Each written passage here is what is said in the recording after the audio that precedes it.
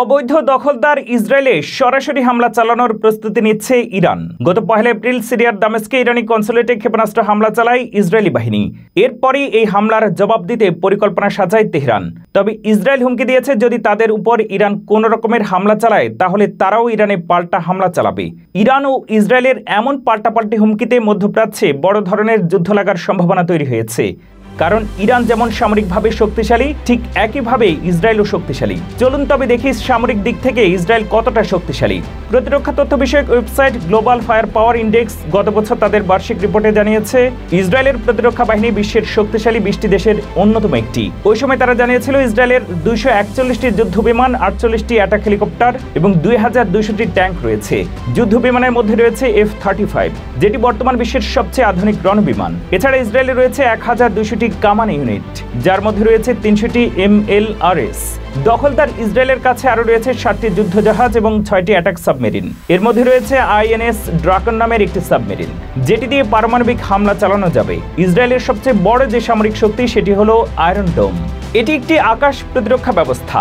Iron ডোমে 10টি battery থাকে, যেগুলোর প্রত্যেকটিতে থাকে 4টি লঞ্চার। একটি ব্যাটারি কয়েক ঘন্টার মধ্যেই স্থাপন করা যায়, আর এমন একটি ব্যাটারি দিয়ে অন্তত 60 কিলোমিটার অঞ্চল রকেট এবং ক্ষেপণাস্ত্র সহ অন্যান্য বস্তু আটকে দিতে সক্ষম।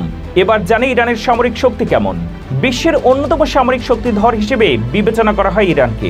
দেশটি বিশেষ করে ক্ষেপণাস্ত্র এবং ড্রোন তৈরির ক্ষেত্রে অন্য যে কোনো দেশের থেকে এগিয়ে আছে। এছাড়া ইরানের রয়েছে স্পিডবোটের বিশাল বহর এবং ছোট ছোট সাবমেরিন। এইসব স্পিডবোট এবং সাবমেরিন ব্যবহার করে তারা পারস্য উপসাগর এবং হরমুজ প্রণালীতে জাহাজ চলাচলে বিঘ্ন ঘটাতে পারে।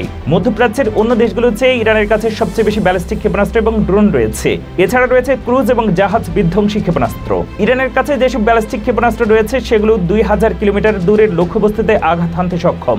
সাম্প্রতিক সময়ে ইরান সবচেয়ে বেশি শক্তি সঞ্চার করছে ড্রোনের দিক থেকে। তাদের কাছে এমনও ড্রোন আছে যেগুলো 2000 থেকে 2500 কিলোমিটার দূর পর্যন্ত যেতে পারে। আর এসব ড্রোনের বিশেষত্ব হলো এগুলো খুবই নিচ দিয়ে উঠতে পারে, ফলে এসব ড্রোন রাডারে ধরা পড়ে না। ইরান তাদের ড্রোনগুলো মাটির নিচে অথবা পাহাড়ের ভিতরে সুড়ঙ্গ তৈরি করে সংরক্ষিত করে রাখে। এছাড়া এসব ড্রোন ঘাঁটির কাছে থাকে শক্তিশালী আকাশ প্রতিরক্ষা ব্যবস্থা। আন্তর্জাতিক নিষেধাজ্ঞার কারণে ইরান নিজেদের প্রযুক্তিকে এইসব ড্রোন তৈরি করে।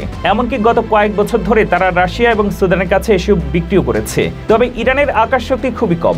তাদের কাছে বর্তমানে যেসব যুদ্ধবিমান রয়েছে সেগুলোর বেশিরভাগই সাবেক শাসক শাহ মোহাম্মদ রেজা পাহলভির আমলের। এছাড়া ইরানের ট্যাঙ্ক এবং সাঁজোয়া যানগুলো বেশ পুরনো। ইরানের নৌবাহিনীর কাছে বর্তমানে 2টি বড় যুদ্ধজাহাজ রয়েছে।